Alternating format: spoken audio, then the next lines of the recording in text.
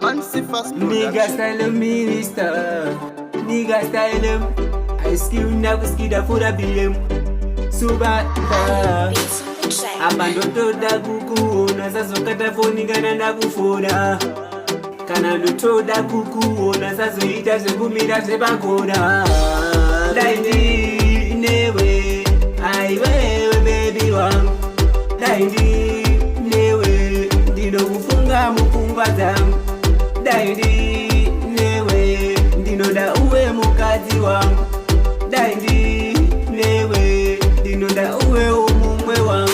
Makana kaende wakana kanchara kukubuka Wakana kanda kuda kukushoka Wakana kanda kasara kastika Zuwa randaka pesana newe Ndiro zuwa randija sangana newe Kuburijire kwa risitu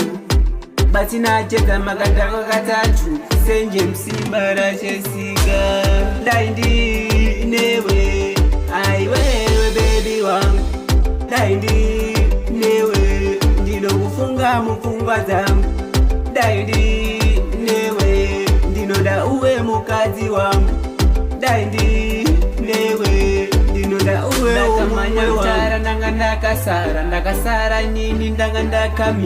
ndakamira nchida kufonera Fona uda kutopindura Airtime ndanga ndatojusa Wakandiona se munu akapusa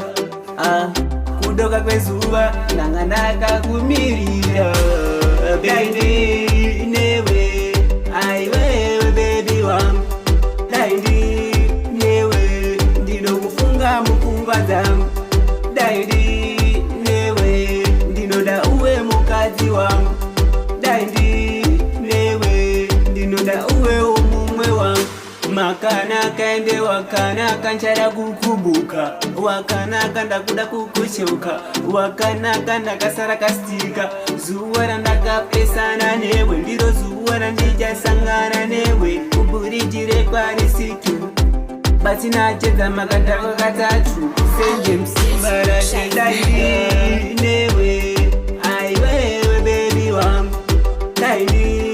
newe Ndino kufunga mupumba zangu Daindi newe Ndinoda uwe mukazi wangu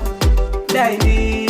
newe Ndinoda uwe umumwe wangu Fancy Fast Production.